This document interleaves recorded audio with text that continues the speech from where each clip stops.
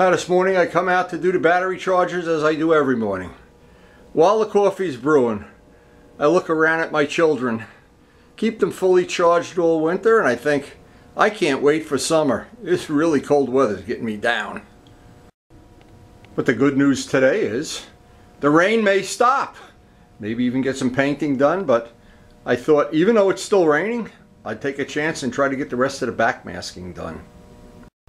So there really is a good lesson here, and the lesson that I've learned in the past is when you have a rainy, crappy day that you can't paint, try to get everything ready, backmasked, sanded, whatever, so that the minute the sun comes out or it stops raining, you can make good use of that day. I don't want to backmask and be working downstairs on a day I can paint.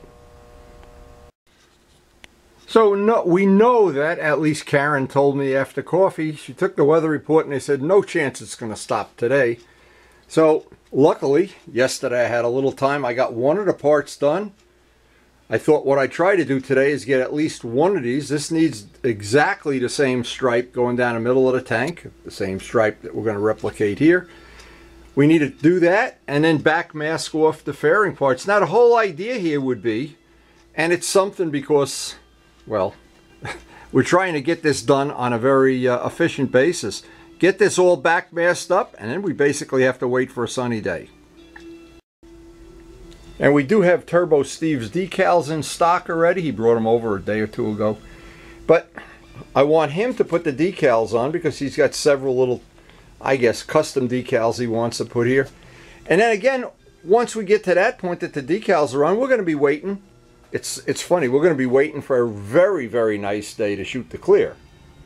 So if we get the rest of this painted, the black, then I'll be able to do the second layer of backmasking and flip that back. But I guess I'm making my decision easy. I know it's not going to stop raining. I may as well get busy. See, I keep thinking if I stand here long enough, the tinfoil will come out of the drawer and the tape will go on by itself. Hasn't happened yet. So what I did previously is I finished off this, went through here, even though this is probably going to, some of it or all of it's going to come off. Of course, the big stripe going down the middle is going to go right through here. So having this on here now, I usually like to put the tape on. If it's in a warm area like down in the cellar, I don't really care. But I'd never want to leave this out in the garage for a week or something. That tape is just, it turns to chewing gum in cold weather. So there are a couple of things I've learned already from using this tape now for several jobs. I really like this 3M blue fine line tape. I've really had some good results with it. But again, one of the few things, and it's all tape, there are no exceptions, really cold below freezing weather and tape that stay on indefinitely. I don't mean overnight or 2 nights. So you leave it on for a week or something. Boy, the slime, that white stripe would have a, ooh, and you can't sand it, you can't get it off. Anyway, what I wanted to do, and I'll probably have enough time to get this backmasked today, which would be really nice. And then, see, the whole idea is the next day we get a paintable day. Wow, I want to paint. I don't want to be doing this. It's the exact opposite. Today it's cold and crappy. Let me just get down here, see if I can get this to run right down the middle. Oop, not there. Now luckily on the tank I have plenty of reference points. I have a bolt that's in the center so I can wiggle that over there a little bit. Get that right there. This one's fine. This one's down here. I'll hold my finger there and now I can measure it up in the front. Because just like on the previous video, once the center line is exactly where you want it and you're happy with it, that's the hardest part of the job. So here's my really crude method of figuring out if I have this right in the middle here. I could just put a dot on this. And I can see, I'm off. I have to go that way. No, as I've shown in the past, but I tried, it only takes a second to show. I want to move this over about that amount. I know I have the center of the tank in the right spot, so it's a pretty easy thing. Hold this end down with your finger. Pull the tape up, and I would say it's safe to pull the tape up 3 or 4 times, but not much more than that without replacing the tape.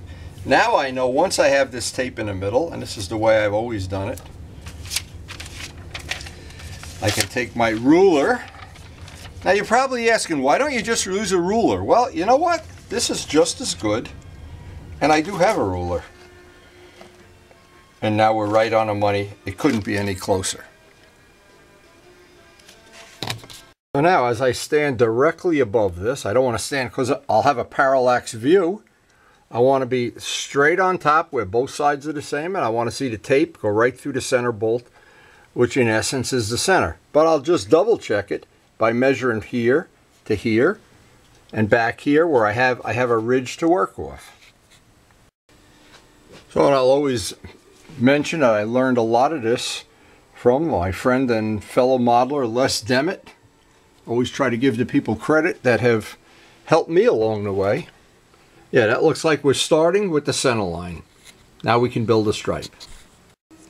Now, one of my pet things in life is always to try to keep things simple. When you make things complicated that don't have to be complicated, it seems like you just do things inefficiently. The whole idea of everything that I try to do is, number one, keep it simple, keep the results really good. And I think anybody that's ever judged any of my work, or they've just been over at the shop, the bottom line is the quality of the work. It's not how much money you can spend on tooling and fancy stuff, and you don't need much to do this. You need a sharp razor, some tape. Well, this tape can be, this is all that's left, I think. No, there's a couple more rolls. But it's a hand-eye coordination skill that I think what I've shared and what an average person knows, you can do this. This is not like building a rocket ship to the moon. Oh, I always try to just keep this real handy because I always want to look over, and it just helps me. Black, white, yellow. And a lot of times you would think you wouldn't get confused, but if you pull this piece of tape up and that all of a sudden you got to do a lot of work over. So we are ready to lay out the edge, and this goes pretty quick. I double check and triple check and put it on the floor and put it on the ceiling and everywhere and try to eyeball it from every dimension, because once that's on there, I don't want it to be wrong. And you may think I'm kidding. It may look like a very simple paint job when you see it. When you go to lay out the tape, though, there's a lot of things that can go wrong. And how do I know that? And one of them I want to have nice. I want that stripe to go down into the gas cap area about 1/4 of an inch. I don't want to have it that it ends right there like a sticker would, because one of the ideas of doing this, instead of having stickers, I can go around the edges and corners and I can make it a little more exotic looking. So one of the advantages of being able to paint. This vent tube is right where I don't want it to be, but like everything in life, we'll have to work around it. There's nothing we can do about it now.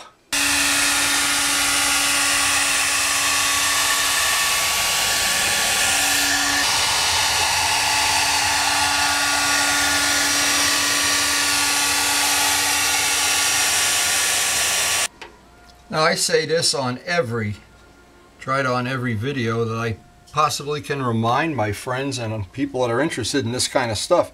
If you have an old motorcycle, a really old beat up one like this one was, and you want to do a really, really nice custom restoration, it's not going to take one weekend.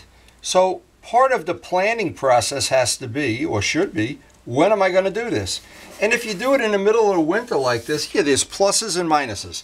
The pluses, you're not anticipating going riding the next day, especially in this weather. It's all crappy out and everything, no leaves on the trees. But if you allocate the time, now it comes to a time like this where you really want to knuckle down and do quality work.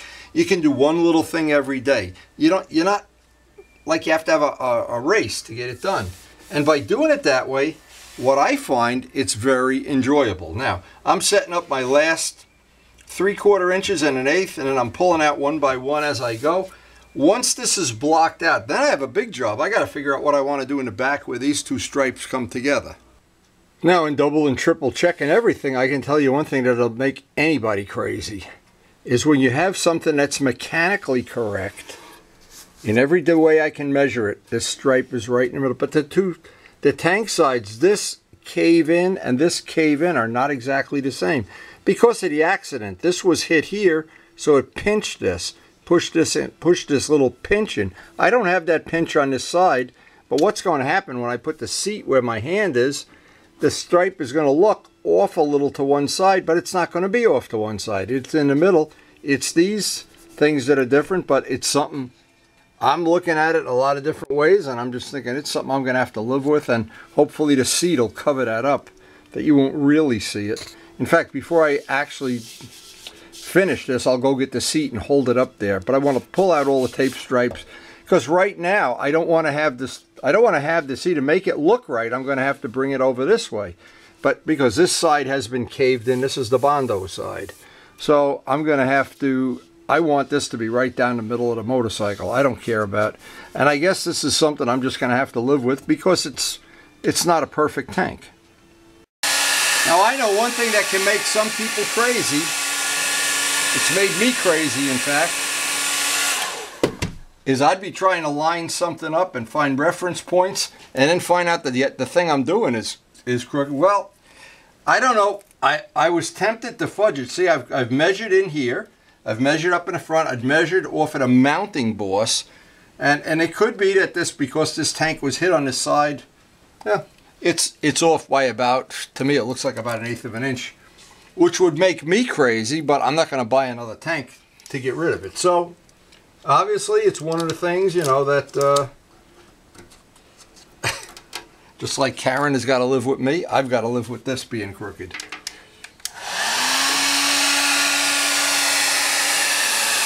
Anyway, I'm going to pull this off and then do my walk around, then go have another cup of coffee and think about it. But see, the beautiful part is we're not wasting a painting day. If this were a sunny day I could paint, I'd be like a little hamster running around here.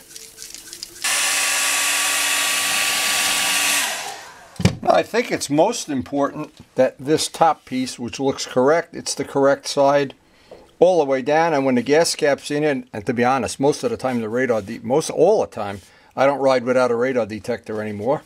It'll cover even if this was not in the middle, but I still want it in the middle. Now, in a non-scientific way, I have the middle of the tank marked here. I can just hold this paper here, and I can see right there at the first line, which is right here, this is about the pinch where it pinches, and as I move this over, the pinch is almost 1/4 of an inch higher. That means this tank is, and it could, believe me, this bike has had a rough service life. So it could be, it's something that we're never going to see. But everybody that I know will be looking for it. I don't think it's going to change because I want that, and I think the seat's going to cover up probably, I look, maybe half of it or so. So. And I guess the worst of all worlds, we could put one of those carbon fiber things that we took one off, in fact, and fudge it. So a lot of times it's more important to learn how to fudge something crooked than to straighten it out. So if I could name this tank the Fudgy Tank, that'll be its new nickname. Okay, so what I'm doing, I just want this to go down inside. See, if we had a sticker, the sticker would end here, and everybody'd know it's a sticker. Well, when those paint lines go down around corners and around edges, you know it's not a sticker. Now, I got to do the same thing with this. And then I've got the big job of figuring out how I want to just end all this stripe at the back. I have not figured that out yet. Well, another part you're not really going to see, but I wanted it to end, so this will be all black, and a white stripes will carry it. It's all going to be covered by the seat anyway, but just wanted to get that done. Now the fun begins. We got to get out the roll of tin foil and backmask this up. I have another one in the bank. One is always, oh, we're getting down the end of this roll of tape. Holy mackerel, we're running out of everything. Even this tape, I don't want it to get too overly aggressively sticky. Again, thank you, Walt Prey. This trick has served me well well, I've used a lot of tin foil in my life. And I hope I get to use a couple of rolls more anyway. Wow.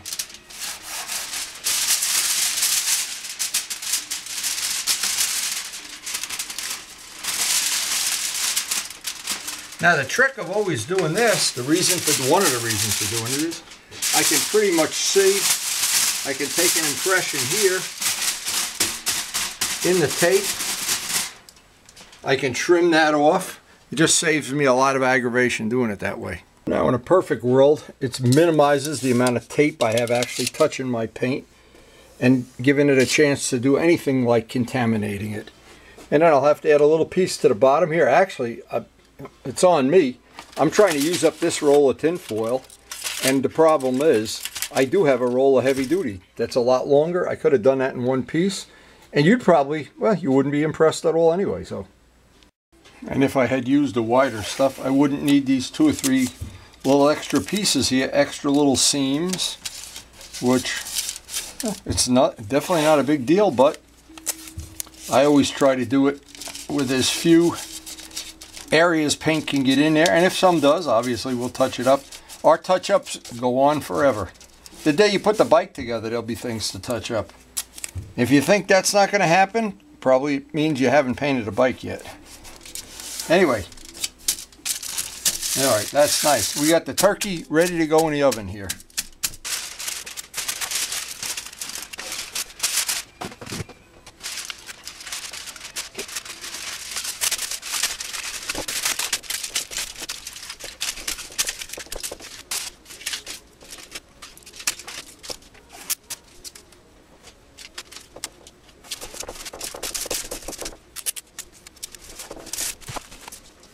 Okay, another part in the bank.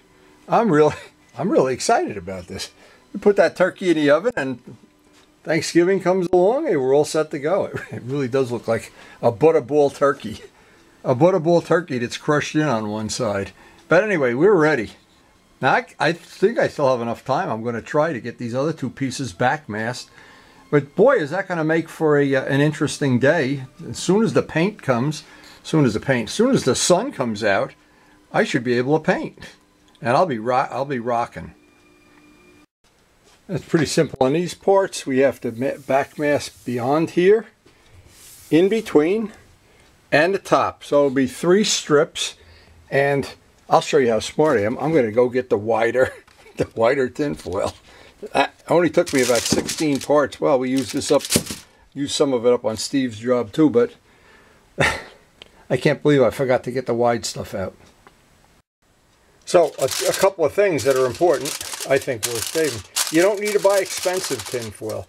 The stuff we buy, I don't know, the ShopRite or whatever it is, it's much cheaper than the Reynolds wrap, but it doesn't even matter what the brand this is, a Pride of the West, no, it's ShopRite too. But here's what's really important, it's wider. And then the biggest, hardest thing to do is remember that you have it in the inventory drawer. I don't always do that, of course. So we're ready. And so what I wanted to show here, and I've shown it already many times, but it's worth repeating for somebody that may be new, or the video I did before this, I did a whole bunch of things about tape. And tonight I took out 3 different rolls of tape to see which were going to be used on this job, and 2 of them they were just terrible. Well, I'll show that at the end of the video if I don't fall asleep on a switch and forget. But now, here's the point. I can rub my finger here, I can find exactly that line that I have to cut on. The easiest way is with a brand new razor, or you just make yourself crazy one way or another. I want to leave, if I can, this blade's even dull already. That's the one thing I found that they're not that good at Harbor Freight, the razor blades. You couldn't cut a butterfly in half with those razor blades. In fact, when Turbo Steve was here, he was trying to cut himself. He couldn't even cut himself. So maybe that's the one thing you want to buy at a big box store. But anyway, so here was my point anyway. I'm trying to use up the thin stuff. I'll save the big stuff because it looks like the bigger roll will cover this in one piece. This I need to put another piece up here. But now, this is just one example, and I showed this on the video before this. This tape, this is called Edge Lock 3M. It's a medium stick tape, and sometimes you start pulling it apart and it just rips all over the place. I just think it's, I don't know, it's not as good quality as I would think. But again, you gotta do a little experiment in what works for you. The tape that has always worked for me is the blue tape. This tape, and I think the trick is to buy it fresh. Buy it a week before you're going to do the job. Very simple backmasking job. That's the trick that I've used. It's worthwhile. I'm going to finish backmasking these, and then it's a wait for the weatherman day. One down and one to go. Turkey in the oven. Seat in a dumpster. Ay, ay, ay. At least we used up a crappy day to our advantage. We really used this day efficiently. I've said that over and over again, but I really mean it. Wow, did not expect to get this much done. So with the few minutes that I have left over, I wanted to share something. And this is, I have to laugh. I bought this tape in Harbor Freight. Now, it looks similar to, of course, they try to make it look the same. And to be honest, oh, here's one I didn't even open yet. I was thinking, oh, it's $1 a roll or something really cheap. How bad can it be? Well, in the meantime, I've been in touch with several other people that have told me, oh, go buy the tape. It's so expensive in Lowe's or in Body Shop. You can buy it and it's $1 a roll. Well, let me show you something. This is so you can save your money. This tape is made by HFT, probably in Afghanistan or something. This is what happens. Now, I didn't pick any roll at random. I did this to 3 rolls before and I threw them away. But I said I'm going to share it on a video because people that don't know this, now I thought, oh boy, you know what, I'll try another thing. I'll put this in a microwave for 30 seconds. Maybe the glue is too cold or... Same thing happened. Didn't change a thing. So, step 1. HFT tape at Harbor Freight. Here's another thing. Razor blades from Harbor Freight, don't commit suicide. You'll still be alive at the end of it. Even ask Turbo Steve about the razor blades. My point is there's certain things that are really, you can save money on. Tinfoil, you don't have to buy Reynolds wrap. You can buy the Pride of the West or Pride of Poland or whatever it is. That doesn't make any difference for what we're doing. The tape, the 3M tape, is still the best, I think. Now, I just happen to be using up a couple of rolls. I used one up and I'm starting another one. 3M, and it says safe release. I don't know what safe release means, because what I've always done is I've always taken a light bulb, put the tape down on a light bulb after I put a little paint on it and see what the edge looks like. Well, we don't use this for edging anymore. We use this for edging. So the edges almost always come out nice, except sometime in the corner, because that blue tape can bleed in the corner. I'm still working on that trick. But this I used for this job. I'm thinking this is going to be what I'm going to stock up on from now. And it says right on the tape, it says edge lock. It's Lowe's. I don't know, $5, $6 a roll, whatever it is. But at least it comes off. So I wanted to share that. That's the, and I still haven't tried this. Maybe on some next bike we paint.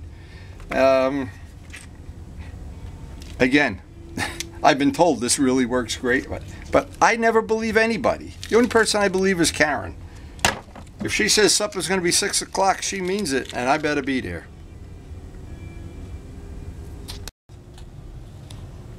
It's time again just to evaluate what we made use of such a crappy day, and we really did. And we are at the point this job is going to really get to be fun very soon. We'll be doing a reverse backmasking once the black trim is on. And then I think one of the really fun projects, working with John Pothier to design up some custom lettering and decaling. So I hope you enjoyed the video, and hope you enjoyed my comments about, well, things you can share, lessons that I've learned the hard way. Anyway, and again, thanks for watching.